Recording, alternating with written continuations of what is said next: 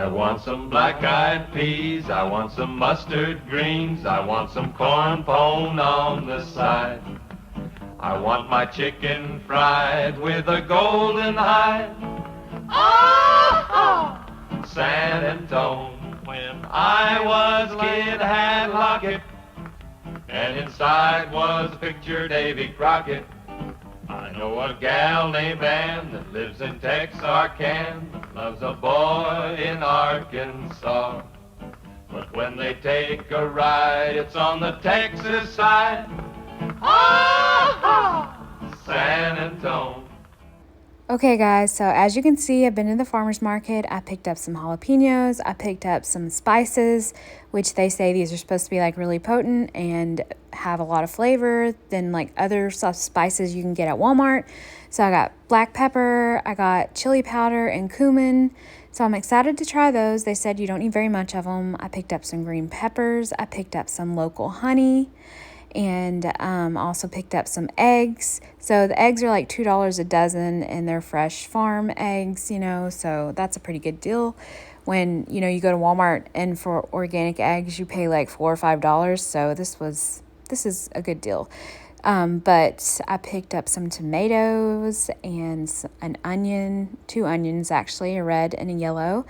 And so I'm going to make some salsa. And we're going to see how it turns out because I really don't have a salsa recipe, but I am going to try to do something. So I'm going to show you what I use for my salsa. I actually did roasted salsa.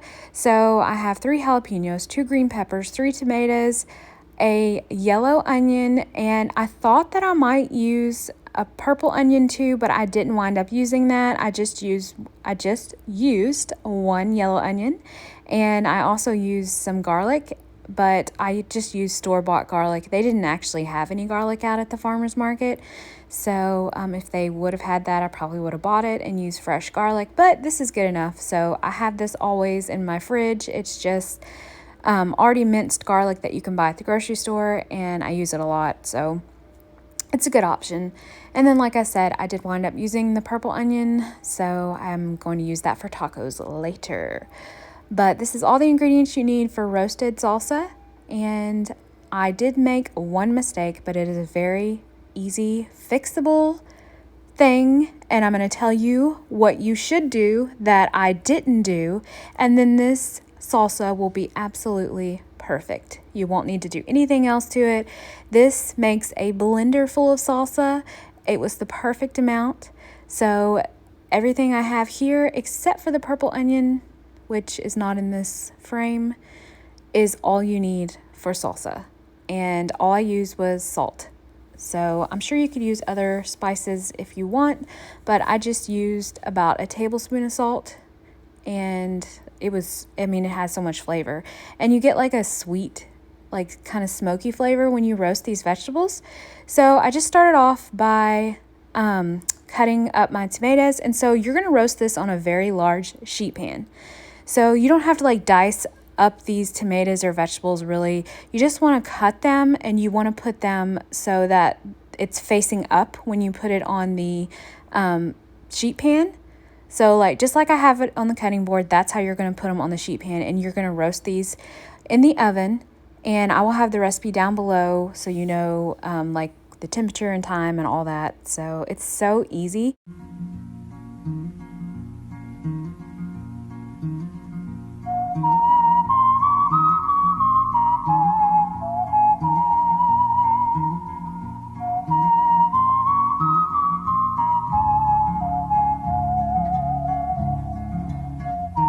Okay, so here's where I'm going to jump in and tell you the mistake that I made. So I completely seeded the jalapenos because I wanted to make a salsa that my husband could enjoy, and I basically wound up making baby salsa. And what I mean by that is that it had a lot of flavor. It was great, but it had no heat whatsoever. It wasn't even mild. So here's what I'm going to tell you to do. I used 3 jalapenos for this. If you want it mild, leave one of them seeded and seed the other 2. And then if you want it medium, leave 2 of them seeded. If you want it hot, then leave all 3 of them seeded. Don't worry about taking out the seeds, and it'll be hot. So 3 levels. So I'll have the recipe down below of how to make it mild, medium, or hot. So yeah, that's one thing I should have done. I should have at least used or left one of the jalapenos like with the seeds in it, and I didn't do that. I completely took out all the seeds and it just didn't give it any heat whatsoever.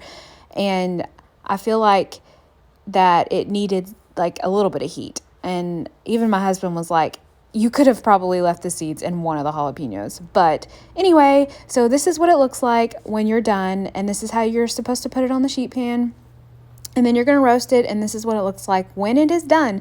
So you're going to broil it for the last few minutes that it's in the oven. So then after that, I put everything in the blender, and the way that I did this was I just put,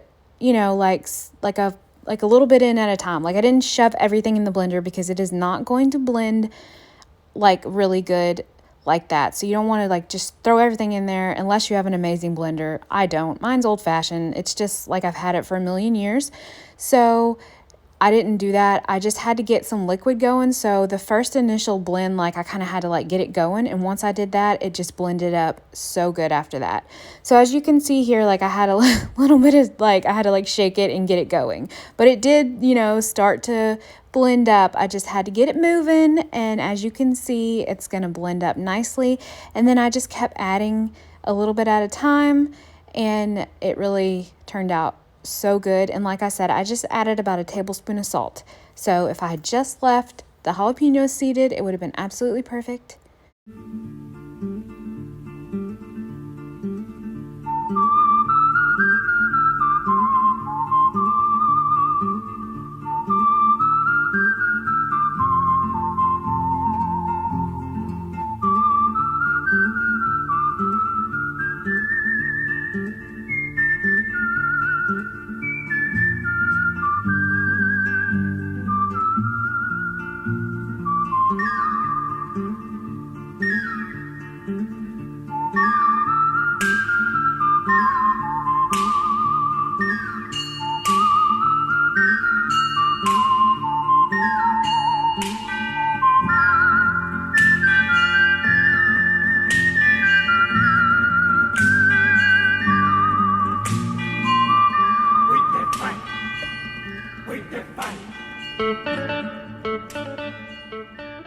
I want some black-eyed peas, I want some mustard greens, I want some corn pone on the side.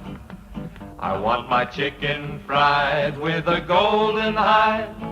Oh, San Antone, when I was a kid, had locket, and inside was a picture Davy Crockett. I know a gal named Ann that lives in Texarkana, loves a boy in Arkansas. But when they take a ride, it's on the Texas side. Oh, San Antone.